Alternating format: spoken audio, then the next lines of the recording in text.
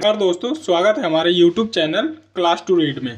दोस्तों, आज के इस वीडियो सेशन में हम नई टॉपिक जनगणना 2011, जिसमें भारत के 2011 के जनगणना जो हुए थे उससे संबंधित जो भी इम्पोर्टेंट तथ्य हैं और आंकड़े हैं वह सभी हम इस वीडियो के माध्यम से देखेंगे, जो कि आने वाले प्रतियोगी परीक्षाओं में बहुत ही इम्पोर्टेंट होने वाला है। तो आइए शुरू करते हैं जनगणना 2011। तो दोस्तों, सबसे पहले देखते हैं जनगणना 2011 की प्राचीनतम साक्ष्य के बारे में। तो सबसे पहले जो है इसकी चर्चा मिलती है रोमन साम्राज्य के कैडेस्ट्रल सर्वे में।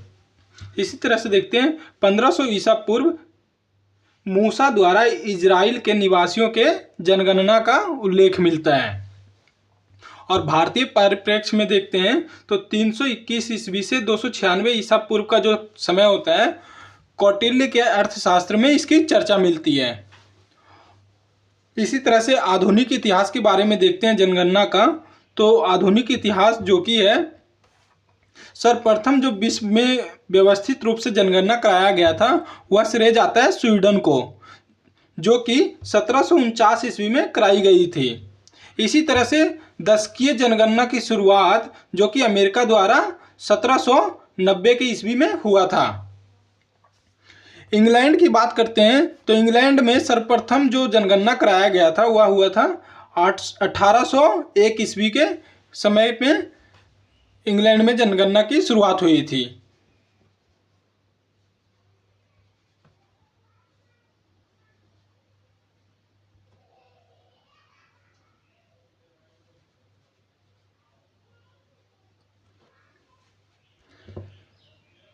इसी तरह से देखते हैं जो आधुनिक इतिहास में भारत में जब जनगणना की शुरुआत हुई थी तो वह हुआ था 1872 में सर्वप्रथम जनगणना कराया गया था, जो कि लॉर्ड मेयो के कार्यकाल में हुआ था।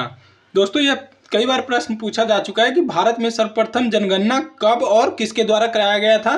तो वह हुआ था 1872 ईस्वी में लॉर्ड मेयो के कार्यकाल में। इसी तरह से नियमित जो जनगणना हुई थी, मतलब हर 10 वर्षों के बाद या जो भी समय उस टाइम रखा गया था, तो जो नियमित जनगणना की शुरुआत हुई थी वह 1881 ईस्वी से लॉर्ड रिपन के कार्यकाल में हुई थी। उस समय जो जनगणना के आयुक्त थे वे थे डब्ल्यू प्लोडन।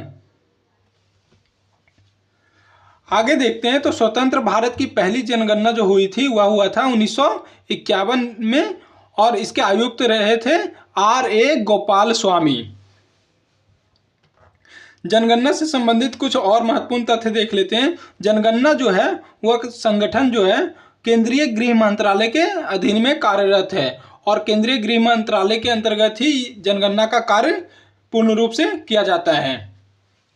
2011 की जनगणना की बात करते हैं तो यह अब तक की 15वीं जनगणना है, और यदि स्वतंत्र भारत की बात करते हैं तो 7वीं जनगणना है। क्योंकि 15वीं इसलिए कहा गया है क्योंकि जो जनगणना की भारत में शुरुआत हुई थी वह हुआ था 1872 के ही समय से, इसीलिए 15वीं जनगणना। और यदि स्वतंत्र भारत की पूछे तो 7वीं जनगणना। जो 2011 की शुभंकर है वह है परगणक शिक्षिका। आप चित्र के माध्यम से भी देख सकते हैं कि शुभंकर जो है परगणक शिक्षिका है। इसी तरह से देखते हैं जो 2011 का जनगणना का आदर्श वाक्य था वह रखा गया था, हमारी जनगणना हमारा विश्वास।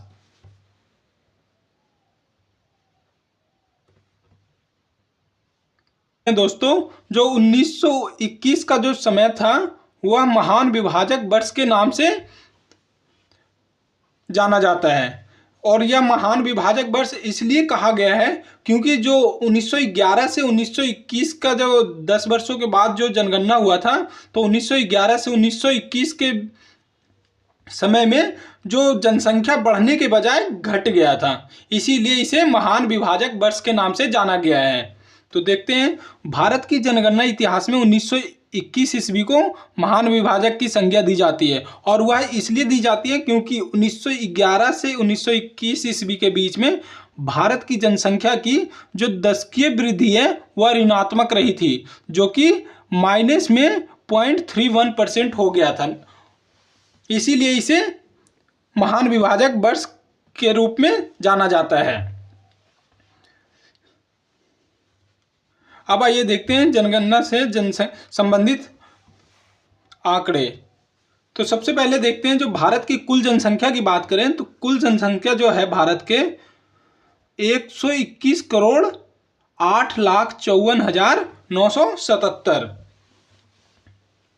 जो कि 2011 के जनगणना के अनुसार है। दोस्तों ये ध्यान रखेंगे कि अभी तक जो भी एग्ज़ाम हमारे पूछे गए हैं या पूछे जाने वाले आने वाले एग्ज़ाम हैं वो सभी में 2011 के संबंधित आंकड़ों से रिलेटेड ही हम प्रश्नोत्तर का जवाब देंगे, क्योंकि जो हर 10 वर्षों पे जनगणना होना था तो उसके अनुरूप 2011 के बाद 2021 में होना था, जो कि कोविड के कारण से नहीं हो पाया। इसलिए अभी तक जो भी जनगणना है वह 2011 के अनुसार ही आंकड़े दिए जाएंगे। तो देखते हैं जो भारत की कुल जनसंख्या है वह है 121 करोड़ 8,54,977, जिसमें पुरुषों की जनसंख्या देखते हैं तो 62 करोड़ 32,70,258 व्यक्ति, जो कि प्रतिशत के हिसाब से 51.47% कुल जनसंख्या का पुरुष भाग है। इसी तरह से देखते हैं महिला की जो जनसंख्या होती है वह है 58 करोड़ 75,84,719, जो कि कुल जनसंख्या का 48.53% है। इसी तरह से देखते हैं तो 2011 की जो जनगणना है वह भारत में कुल जो जनसंख्या है विश्व की उसका 17.5% जनसंख्या जो है वह भारत में निवास करती है।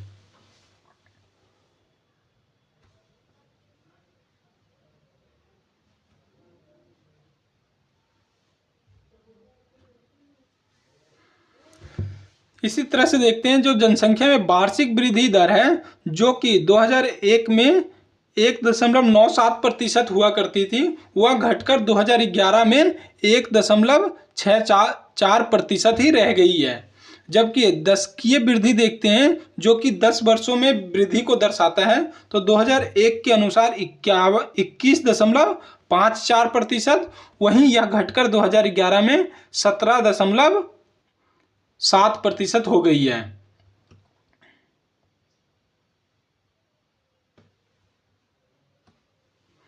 आगे देखते हैं दोस्तों, तो नागालैंड में जो है वह दशकीय वृद्धि बढ़ने के बजाय घट गई थी, जो कि 2001 से के तुलना में 2011 में देखते हैं तो नागालैंड की दशकीय वृद्धि में ऋणात्मक प्रभाव आया था, जो कि माइनस में चला गया था। -6.6 की ऋणात्मक वृद्धि देखी गई है नागालैंड में। इसी तरह से देखते हैं जनसंख्या घनत्व का, तो 325 प्रति वर्ग किलोमीटर जो 2001 में हुआ करता था वही बढ़कर के 2011 में 382 व्यक्ति वर्ग प्रति किलोमीटर हो गया। दोस्तों ये देखते हैं कि एक प्रति वर्ग किलोमीटर में कितने जनसंख्या निवास करती है, तो 2011 के अनुसार 382 जो जनसंख्या है वह 1 किलो प्रति वर्ग किलोमीटर में निवास करती है। इसी तरह से लिंगानुपात की बात करें तो जो 2001 में 933 हुआ करता था वह 10 बढ़ करके 943 2011 में हो गया। इसी तरह से शिशु लिंगानुपात की बात करें, शिशु लिंगानुपात की बात करते हैं तो 0 से 6 वर्ष तक के बच्चों को शिशु लिंगानुपात में रखा जाता है, जो कि 2001 के मुकाबले में और घट गया था। जो 2001 में 927 हुआ करती थी, 2011 आते आते वह 918 ही रह गया था। इसी तरह से देखते हैं साक्षरता दर, जो 2001 में 64.84% हुआ करती थी, यह बढ़कर के 73% हो गया। जिसमें पुरुष साक्षरता की बात करें तो 80.9% और महिला साक्षर 64.6%। आगे देखते हैं तो जनगणना 2011 के अनुसार देश की कुल जनसंख्या में जो नगरीय जनसंख्या है वह 31.2% है, जबकि 68.8% ग्रामीण क्षेत्रों में निवास करती है।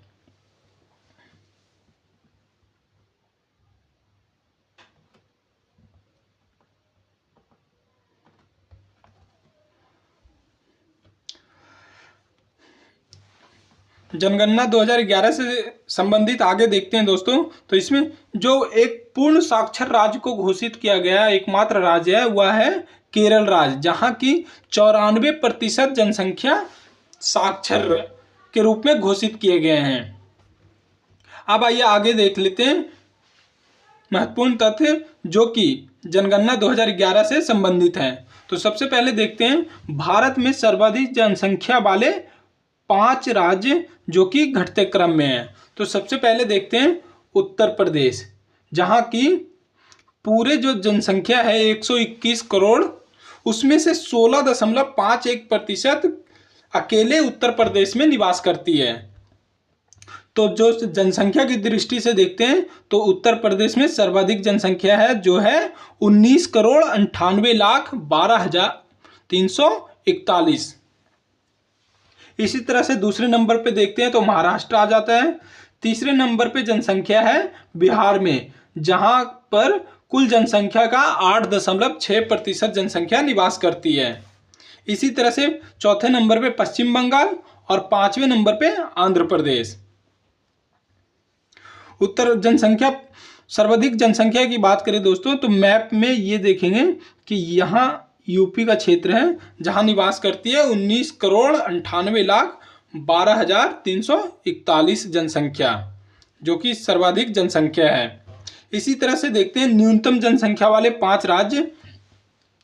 तो सबसे न्यूनतम जो जनसंख्या है वह है सिक्किम में, जहां मात्र 6,10,577 जनसंख्या ही निवास करती है। सिक्किम, आप ये वाला क्षेत्र देखेंगे तो ये सिक्किम है। इसी तरह से दूसरे नंबर पे है मिजोरम, अरुणाचल प्रदेश, गोवा और नागालैंड। ये 5 राज्य जो कि मुख्यतः जो इन पांचों में से 4 राज्य तो आपको नॉर्थ ईस्ट में आते हैं और एक राज्य जो है वह पश्चिमी तट के छोर पे पाया जाता है जो है गोवा। तो ये 5 राज्य हैं जहां की जनसंख्या न्यूनतम है।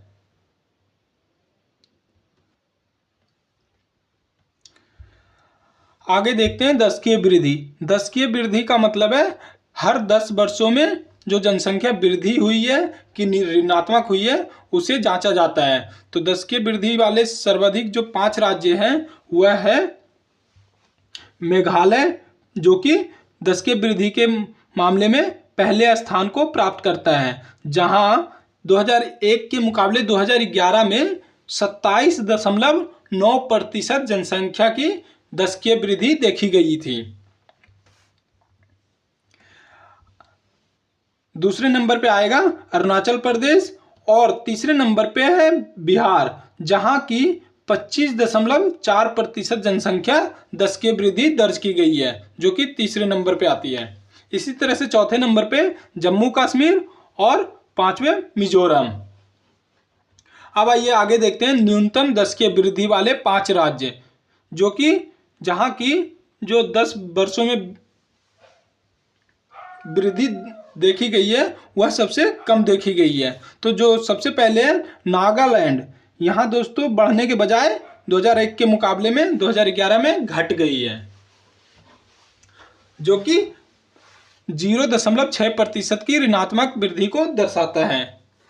तो न्यूनतम दशकीय वृद्धि वाले राज्यों में नागालैंड प्रथम स्थान प्राप्त करती है। इसी तरह से दूसरे नंबर पे है केरल, गोवा, आंध्र प्रदेश और सिक्किम। ये वे राज्य हैं जहां की दशकीय वृद्धि बहुत ही कम है।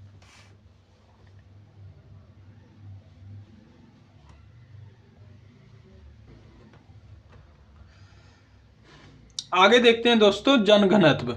जनघनत्व का मतलब है भारतीय जो क्षेत्र है उसमें प्रति 1 किलोमीटर में कितने लोग निवास करते हैं। तो जो देखते हैं सर्वाधिक जनसंख्या घनत्व वाले 5 राज्य घटते क्रम में, तो सबसे पहले जो राज्य आता है वह है बिहार, जहां पर आप मैप में यहाँ पे देखेंगे कि यह जो है क्षेत्र है वह बिहार का क्षेत्र है, जहां पर 1106 व्यक्ति प्रति वर्ग किलोमीटर में निवास करती है। तो इसको देखते हैं तो जनसंख्या घनत्व में यह प्रथम स्थान पर है। इसी तरह से दूसरे नंबर पर आता है पश्चिम बंगाल और तीसरे नंबर पे केरल, चौथे पे उत्तर प्रदेश, पांचवे पे हरियाणा। यहाँ जो जनसंख्या घनत्व है और राज्यों के मुकाबले में ज्यादा है। इसी तरह से न्यूनतम जनसंख्या घनत्व वाले 5 राज्य देखते हैं तो सबसे पहले है अरुणाचल प्रदेश, जहां मात्र 17 व्यक्ति ही प्रति वर्ग किलोमीटर में निवास करती है। अरुणाचल प्रदेश दोस्तों देखेंगे तो ये वाला जो क्षेत्र है आपका, ये अरुणाचल प्रदेश है, जहां मात्र 17 व्यक्ति प्रति वर्ग किलोमीटर में निवास करती है, जो कि न्यूनतम जनसंख्या के मामले में प्रथम स्थान पर है। न्यूनतम जनसंख्या घनत्व में प्रथम स्थान। इसी तरह से दूसरे नंबर पे मिजोरम, तीसरे पे सिक्किम, चौथे में मणिपुर, पांचवे में नागालैंड। ये सभी राज्य दोस्तों नॉर्थ ईस्ट जो है भारत का क्षेत्र, उस क्षेत्र से संबंधित है।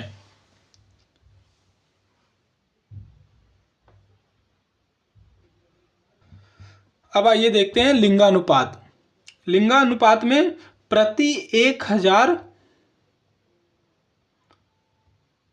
पुरुषों पर कितनी महिलाएं हैं, उसे लिंगानुपात के जरिए जाना जाता है। तो सर्वाधिक लिंगानुपात वाले जो 5 राज्य हैं तो वह है, पहले नंबर पे है केरल, जहां पर पुरुषों के मुकाबले स्त्रियां ज्यादा हैं, जो कि 1084 स्त्रियां हैं 1000 पुरुषों पे। तो सर्वाधिक लिंगानुपात के मामले में सर्वाधिक जो है वह है केरल में। इसी तरह से दूसरे नंबर पे है तमिलनाडु, जहां पर पुरुषों के मुकाबले पे स्त्रियों की संख्या और राज्यों के मुकाबले में बेहतर स्थिति में है। तीसरे स्थान पर है आंध्र प्रदेश, चौथे पर है मणिपुर, पांचवे पर छत्तीसगढ़। केरल जो देखते हैं दोस्तों मानचित्र के नक्शे पर, तो केरल जो हमारा राज्य है वह ये क्षेत्र केरल है, जहाँ की लिंगानुपात पूरे देश में सर्वाधिक है, जो है 1084 स्त्रियां प्रति 1000 पुरुषों पर। इसी तरह से आगे देखते हैं न्यूनतम लिंगानुपात वाले 5 राज्य बढ़ते क्रम में। तो जो 5 राज्य है न्यूनतम लिंगानुपात वाले, तो पहले स्थान पर है हरियाणा, जहां मात्र 879 स्त्रियां हैं 1000 पुरुषों पर। इस तरह से न्यूनतम लिंगानुपात वाला राज्य बन जाता है हरियाणा।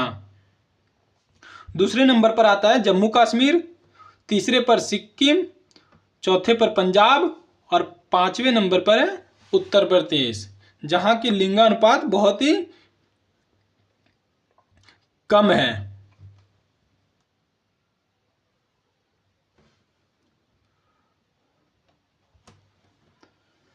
अब आइए देखते हैं शिशु लिंगानुपात। शिशु लिंगानुपात में 0 से 6 वर्ष वाले शिशुओं की गणना की जाती है, जो कि देखते हैं तो सर्वाधिक शिशु लिंगानुपात वाले 5 राज्यों में तो सबसे पहला जो स्थान आता है वह है अरुणाचल प्रदेश का, जो कि शिशु लिंगानुपात में प्रथम स्थान पर है, जहां 972 शिशु लिंगानुपात में अरुणाचल प्रदेश पहले स्थान पर है। वहीं दूसरे स्थान पर मिजोरम, तीसरे पर मेघालय, चौथे पर छत्तीसगढ़ और पांचवें जो स्थान है वह है केरल का। इसी तरह से न्यूनतम शिशु लिंगानुपात वाले देखते हैं 5 राज्य बढ़ते क्रम में। तो सबसे पहले जो है वह है हरियाणा, जहां जिस तरह से लिंगानुपात सबसे कम में भी हरियाणा पहले नंबर पर था, वहीं पर शिशु लिंगानुपात में भी हरियाणा पहले नंबर पर है। तो सबसे कम जो शिशु लिंगानुपात है वह है हरियाणा का। शिशु लिंगानुपात और लिंगानुपात दोनों ही मामलों में हरियाणा सबसे नीचे है। इसी तरह से पंजाब में भी शिशु लिंगानुपात कम है। तीसरे नंबर पर है न्यूनतम शिशु लिंगानुपात में जम्मू कश्मीर, चौथे पर राजस्थान और पांचवें नंबर पर है गुजरात।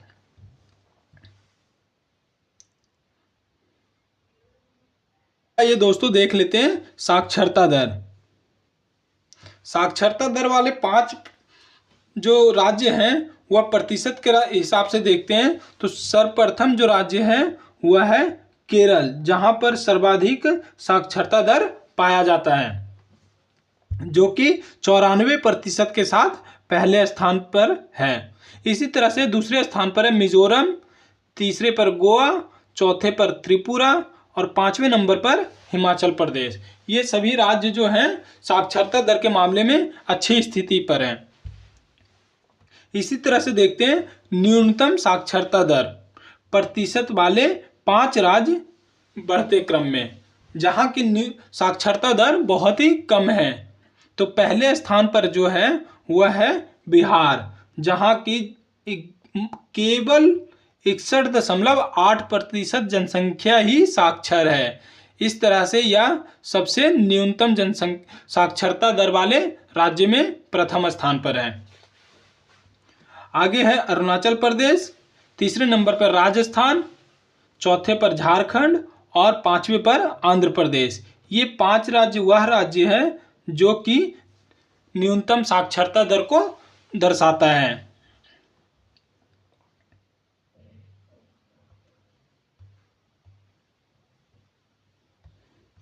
साक्षरता दर में ही देखते हैं दोस्तों, तो महिला साक्षरता दर देखते हैं तो जो सर्वाधिक महिला साक्षर वाला राज्य है वह है केरल, जो कि प्रथम स्थान पर है। यहाँ की महिलाएं भी काफ़ी अच्छी स्थिति में साक्षरता दर को प्राप्त किए हुए हैं, जो कि 92.1% है।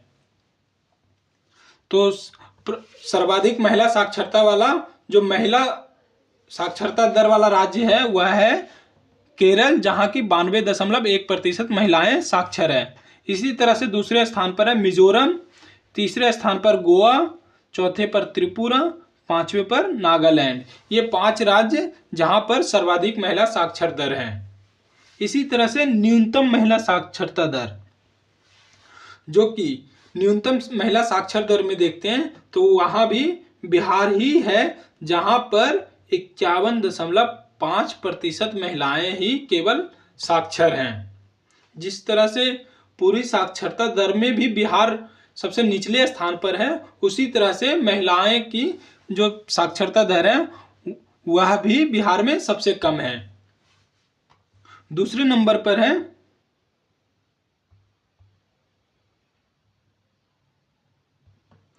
राजस्थान, तीसरे पर झारखंड, चौथे पर जम्मू कश्मीर, उत्तर प्रदेश। ये वे राज्य हैं जहां पर महिलाओं की न्यूनतम साक्षरता दर पाया गया है।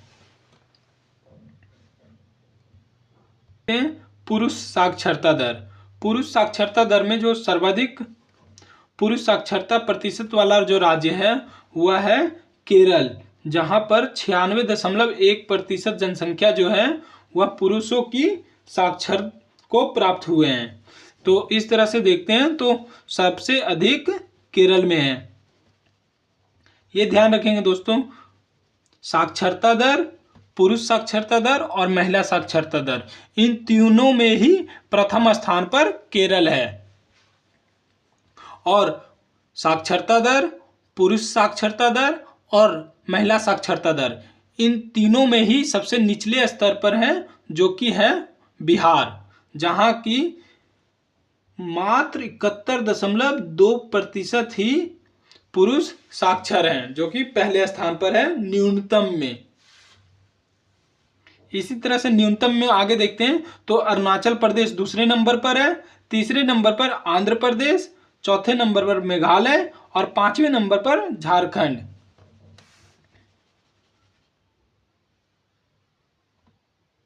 ये देखते हैं ग्रामीण जनसंख्या और नगरीय जनसंख्या। तो सर्वाधिक ग्रामीण जनसंख्या प्रतिशत वाले 5 राज्य घटते क्रम में। तो जो ग्रामीण जनसंख्या है प्रतिशत के हिसाब से सबसे ज़्यादा जो ग्रामीण जनसंख्या है वह है हिमाचल प्रदेश, जहां की 90% आबादी जो है ग्रामीण अर्थात गांव में निवास करती है। इस तरह से सबसे अधिक हिमाचल प्रदेश में है। इसी तरह से दूसरे नंबर पर बिहार है, जहां की 88.7% जनसंख्या जो है गाँव में निवास करती है। तीसरे नंबर पर आता है असम, चौथे पर उड़ीसा, पांचवें पर मेघालय। आगे देखते हैं दोस्तों, सर्वाधिक नगरीय जनसंख्या प्रतिशत वाले 5 राज्य घटते क्रम में। जिस तरह से ग्रामीणों में सबसे पहले नंबर पर हिमाचल प्रदेश है, जो कि जहाँ की 90% आबादी ग्रामीण अर्थात गाँव में निवास करती है। उसी तरह से जो नगर वाले क्षेत्र हैं उनमें गोवा पहले नंबर पर है, जहाँ की 62.2% जनसंख्या जो है माफ कीजिएगा शहरों में निवास करती है। इसी तरह से मिजोरम दूसरे नंबर पर, तमिलनाडु तीसरे नंबर पर, चौथे नंबर पर केरल और पांचवें पर महाराष्ट्र। ये 5 राज्य में प्रतिशत के हिसाब से नगरीय जनसंख्या वाले सर्वाधिक हैं।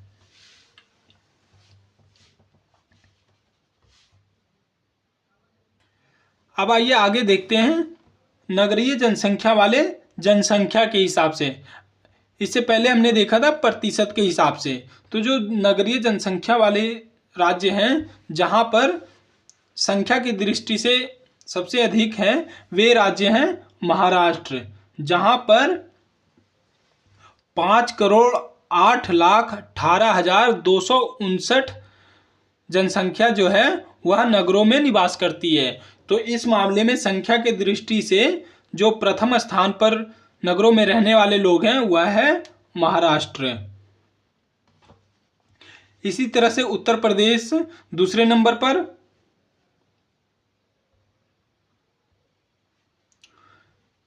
तीसरे नंबर पर तमिलनाडु, चौथे पर पश्चिम बंगाल और पांचवें पर आंध्र प्रदेश। ये संख्या के मामले में नगरों में निवास अधिक करते हैं। इसी तरह से नगरों में निवास करने वाले सबसे कम लोग, जहां पर नगरों में बहुत कम लोग निवास करते हैं। तो आइए देखते हैं आगे न्यूनतम नगरीय जनसंख्या वाले 5 राज्य बढ़ते क्रम में। तो जो नगरीय जनसंख्या सबसे कम है वह है सिक्किम की, जहां पर मात्र 1,53,578 लोग ही नगरों में निवास करते हैं। इसी तरह से अरुणाचल प्रदेश दूसरे नंबर पर आता है, तीसरे पर नागालैंड, चौथे पर मिजोरम और पांचवें पर मेघालय। ये वे राज्य हैं जहां पर नगरीय जनसंख्या संख्या के अनुसार सबसे कम रहते हैं।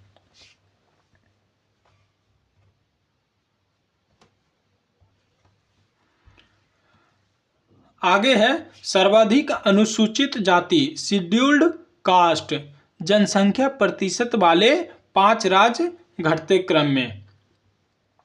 अनुसूचित जाति के सर्वाधिक जनसंख्या प्रतिशत वाले राज्य देखते हैं। तो जो पंजाब है, जहां पर 28.3% लोग अनुसूचित जाति के अंतर्गत आते हैं। जी, इस हिसाब से पंजाब जो है अनुसूचित जाति राज्यों में प्रथम स्थान पर है, जहां पर 28.3% लोग शेड्यूल्ड कास्ट में आते हैं। इसी तरह से हिमाचल प्रदेश दूसरे नंबर पर, पश्चिम बंगाल तीसरे नंबर पर, उत्तर प्रदेश चौथे नंबर पर और हरियाणा 5वें नंबर पर। अब आइए देखते हैं सर्वाधिक अनुसूचित जाति जनसंख्या वाले 5 राज्य। दोस्तों, ऊपर था प्रतिशत के हिसाब से और यहां पर है जनसंख्या के हिसाब से। तो जनसंख्या के हिसाब से देखते हैं तो उत्तर प्रदेश पहले नंबर पर आता है, जहां की 4,13,57,608 लोग जो हैं वह अनुसूचित जाति के तहत आते हैं। इसी तरह से दूसरे नंबर पर पश्चिम बंगाल, तीसरे पर बिहार, जहां की 1,65,67,325 आबादी जो है वह अनुसूचित जाति के तहत आते हैं। चौथे पर है तमिलनाडु और पांचवें नंबर पर है आंध्र प्रदेश। एक मुख्य बातें याद रखेंगे दोस्तों, जो नागालैंड और अरुणाचल प्रदेश है, यहाँ कोई भी अनुसूचित जाति निवास नहीं करती है। और यह डेटा है जो कि 2011 के जनगणना के अनुसार है।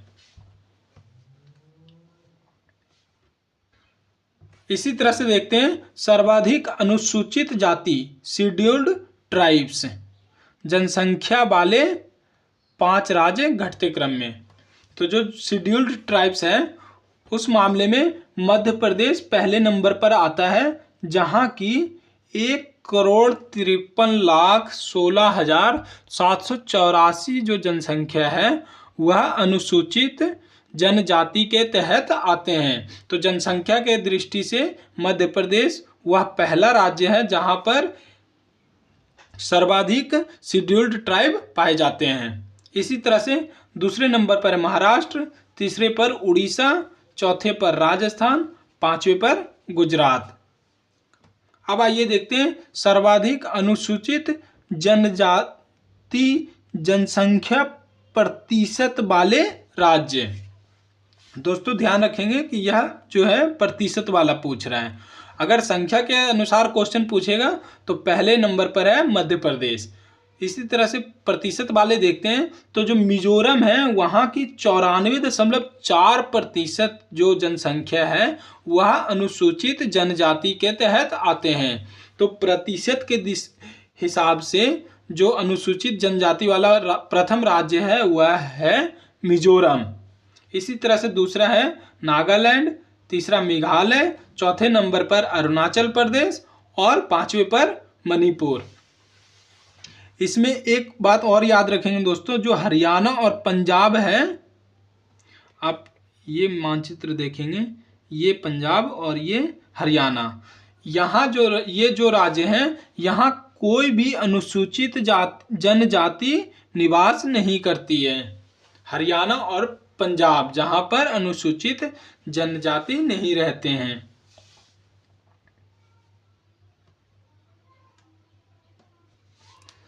इसी तरह से अब आगे देखते हैं केंद्र शासित प्रदेश से संबंधित जनगणना तथ्य। अभी तक दोस्तों हम राज्यों से संबंधित पढ़ रहे थे, अब आगे देखते हैं केंद्र शासित प्रदेशों से संबंधित जनगणना तथ्य।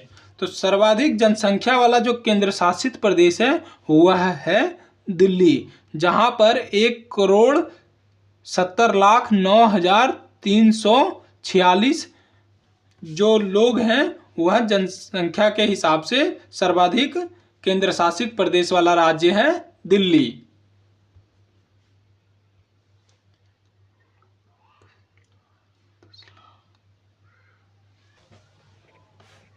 इसी तरह से देखते हैं न्यूनतम जनसंख्या वाला केंद्र शासित प्रदेश, तो वह है लक्षद्वीप, जहां की जनसंख्या मात्र 64,473 है।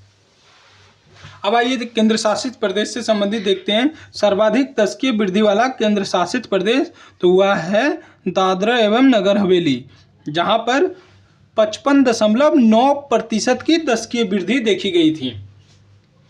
अब आइए न्यूनतम दशकीय वृद्धि वाला जो केंद्र शासित प्रदेश है वह है लक्षद्वीप, जहां पर मात्र 6.3 की दशकीय वृद्धि दर्ज की गई है।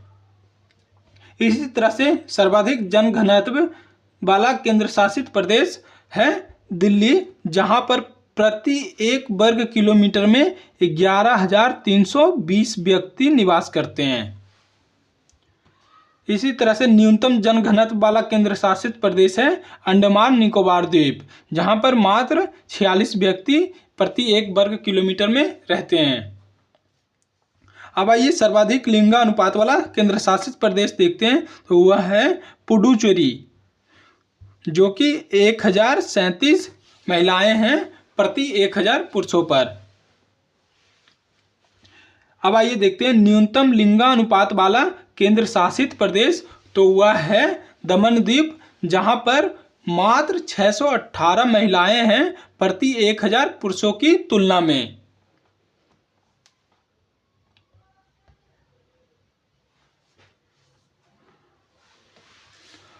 आगे देखते हैं केंद्र शासित प्रदेश से संबंधित, तो सर्वाधिक शिशु लिंगानुपात वाला जो केंद्र शासित प्रदेश है हुआ है अंडमान एवं निकोबार द्वीप समूह, जहां पर 968 शिशु लिंगानुपात पाए जाते हैं।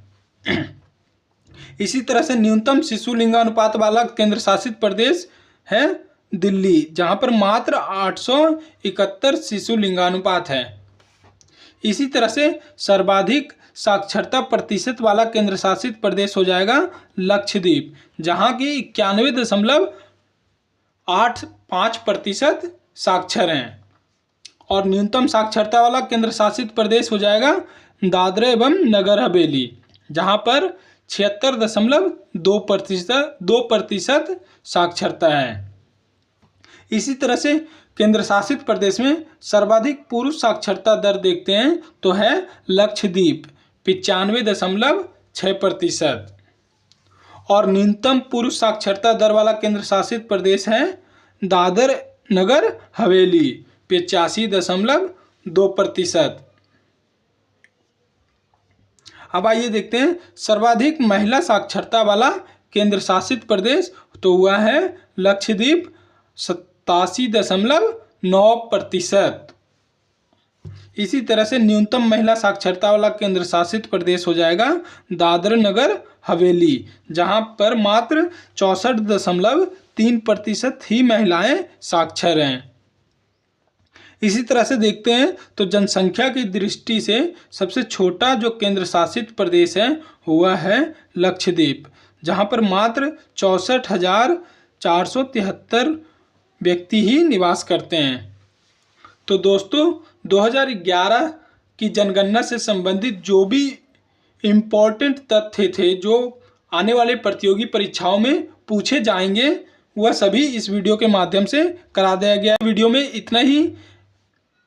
वीडियो को कृपया करके ज़्यादा से ज़्यादा सब्सक्राइब, लाइक्स एंड शेयर करें। Thank you.